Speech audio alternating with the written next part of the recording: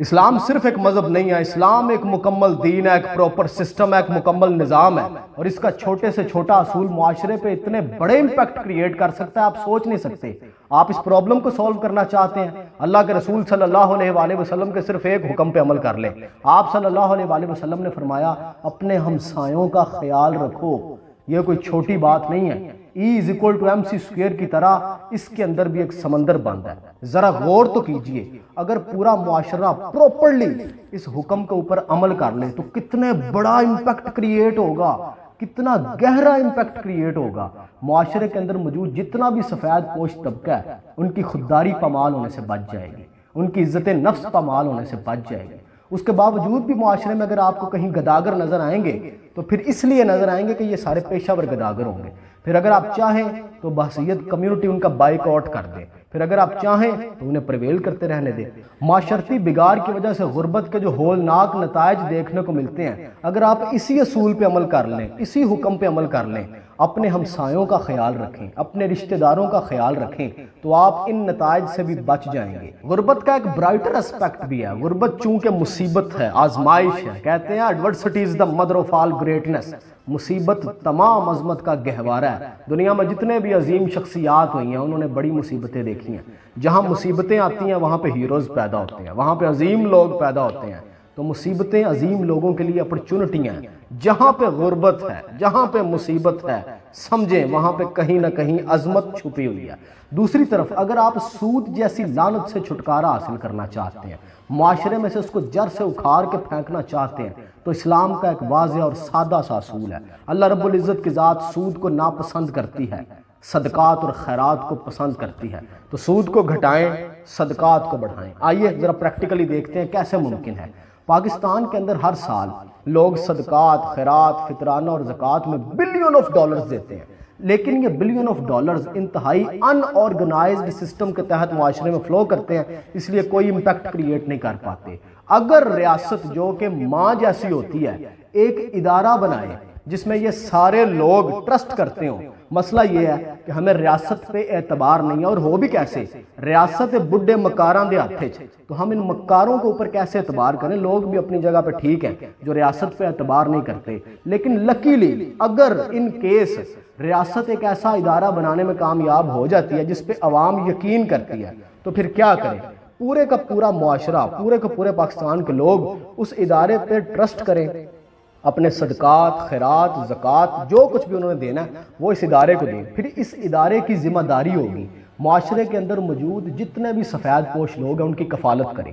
یہ ادارہ ان پیسوں سے ان کے بچوں کی شادیاں کروائے، یہ ادارہ اس پیسوں سے ان کے بچوں کی تعلیم پوری کرے، ان کے بچوں کو بیرون ملک بھیجے روزگار کے لیے، ان کے بچوں کو بیرون ملک بھیجے تعلیم کے لیے، یہ ادارہ لوگوں کو قرض حسنہ دے، یہ علاقہ لوگوں کی ان پیسوں سے ضروریات پوری کرے، اور خدا نخواستہ سوسائٹی کے اوپر، ملک کے اوپر کسی طرح کی کوئی آفت آتی ہے، جیسے آج کل آٹے کا بحران چل رہا ہے، تو ان پیسوں سے ادارہ پورے ملک کے لیے کام کرے۔ اب چونکہ یہ صدقات اور خیرات ہوں گے، لوگوں نے واپس تو نہیں لینے جیسے لوگ بینکوں میں پیسے جمع کروا کے واپس لیتے ہیں، یہ اس ادارے کے ہیں۔ اس ادارے کے اندر ایسے لوگ موجود ہوں جو ایماندار ہوں۔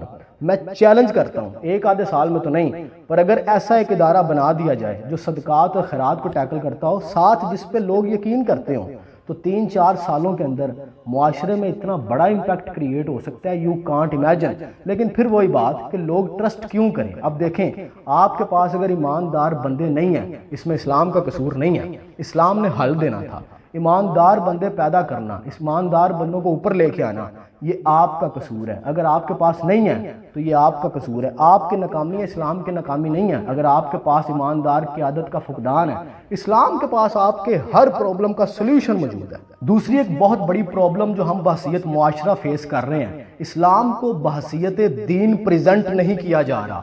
آپ کسی بھی مسجد میں چلے جائیں، مدرسے میں چلے جائیں، وہاں پہ جو اسلام پریزنٹ کیا جا رہا ہے وہ اوریجنل میں اسلام نہیں ہے، وہ اپنے اپنے فرقے کو پریچ کیا جا رہا ہے، اپنے اپنے فرقے کی سپورٹ میں آرگیومنٹس بلڈ کیے جا رہے ہیں۔ ہر فرقہ اپنی ہی پسندیدہ شخصیات کے فضائلی جائزے اور ان پہ تقابلی جائزے پیش کر رہا ہے، کوئی بھی اسلام کو بحیثیت دین پیش نہیں کر رہا۔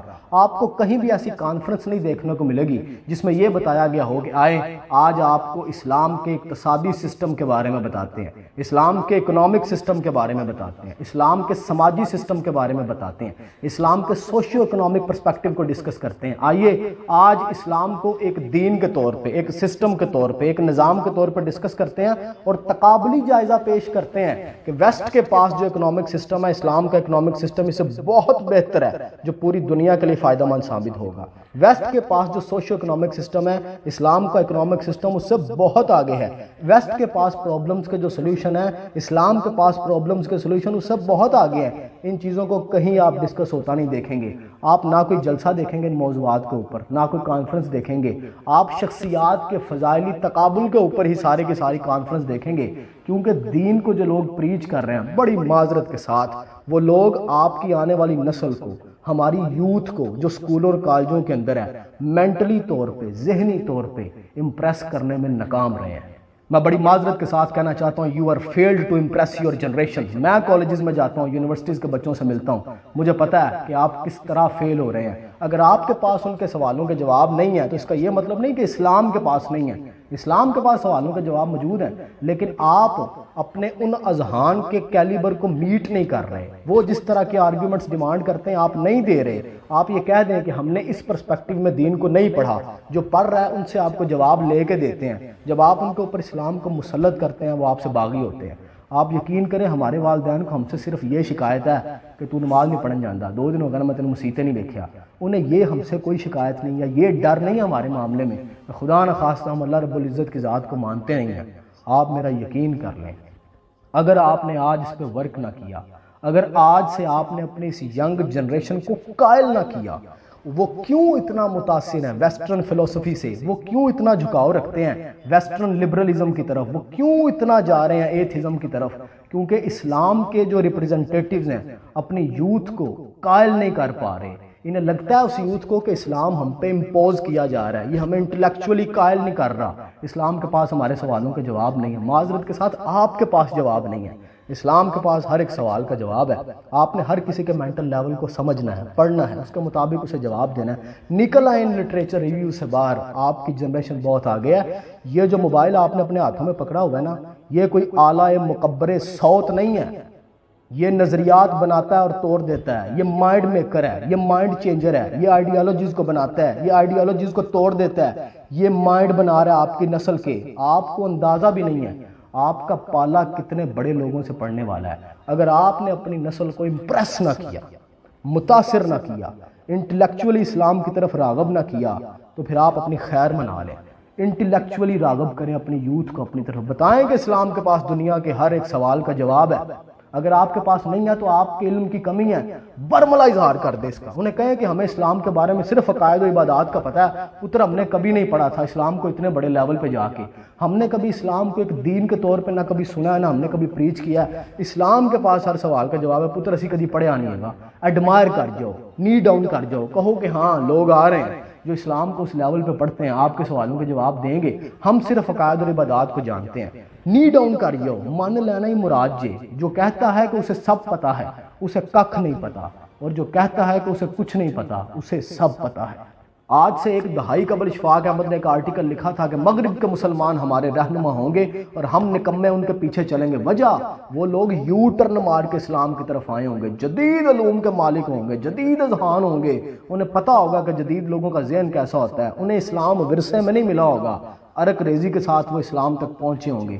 پھر جس طرح اور جس لیول پہ جا کے اسلام کو وہ ڈیفینڈ کریں گے، آپ اور میں جو گفتار کے مومن ہیں اور کبھی اسے لٹریچر ریویو سے باہر ہی نہیں نکلے، ہم کبھی اسے اس طرح پریزنٹ نہیں کر پائیں گے۔ ہم ہمیشہ اسلام کو ایک پرانا، ایک دقیانوسی، ایک پرانی سوچ کا حامل مذہب بنا کے پیش کرتے ہیں۔ اسلام کے پاس ہر سوال کا جواب ہے۔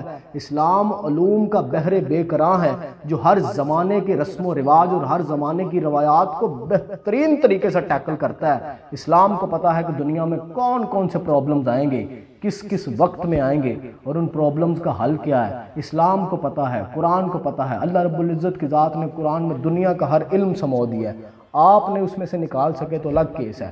ایک رسول اللہ صلی اللہ علیہ وآلہ وسلم کی حدیث کا مفہوم ہے کہ قرآن کا ایک ظاہر ہے اور ایک باطن ہے، اس باطن کا ایک اور باطن ہے، پھر اس باطن کا ایک اور۔ اس طرح قرآن کے جو الفاظ ہیں ان کے ایک ظاہری مطلب ہے، ایک باطنی مطلب ہے، اس باطن کا ایک اور باطن ہے، اور 7 پردوں میں لپٹا ہوا ہے۔ جیسے جیسے زمانہ بڑھے گا، ذہن ترقیاں کریں گے، علوم کی گرہیں کھلیں گی، اسلام کے اوپر، قرآن کے اوپر جب لوگ غور و فکر کریں گے تو پھر قرآن کا فہم بھی بدلے گا۔ قرآن کے فہم کو لوگ دیکھ کے انگشت بدنداں ہو جائیں گے۔